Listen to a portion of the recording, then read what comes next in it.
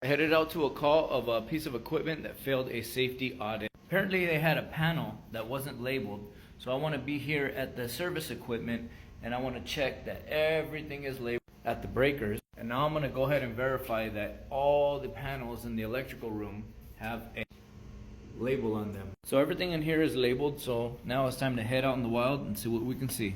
So here's our first three suspects right here, but these seem to pass the sniff test. And this guy right here feeds that transformer up there, but that transformer up there feeds this panel right here.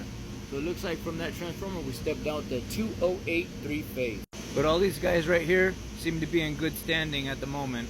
And then we found this joker right here. Now this guy's butt naked on the surface, but on the inside it does have a breaker number. So this breaker happens to be coming from where we were just at. It was a panel named DP1 and it was circuit 1, 3, and 5 on the odd side. So this panel seems to be feeding 4 circuits, 3 20s and a 30.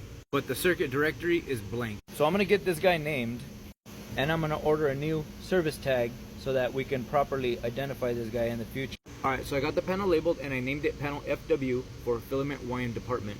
480, 3-phase, 125 amp, 3 watt. So now let's start identifying the circuits in here so I can fill out the circuit directory. So the 30 amp circuit right here feeds this piece of equipment right here. So we got slot number 2, 4, and 6 on the even side labeled as filament winder number 7. And these 3 circuits right here, 2 are exhaust fans and 1 is a roof blower.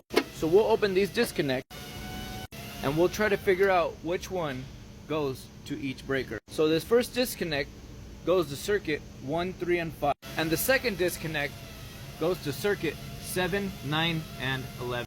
So that would mean that this third circuit is the roof fan. And that would make these two a resin table exhaust fan.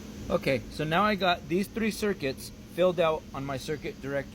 So now I'll just label the disconnect. So now I got both my disconnects labeled, my panel labeled, the piece of equipment labeled, and I got the breaker that feeds them labeled. So now I gotta find a roof hatch and run up to the roof so I can label that roof fan. So I will see you guys on the next one. Like and subscribe and stay tuned for some more long form content coming up. Stay safe out there.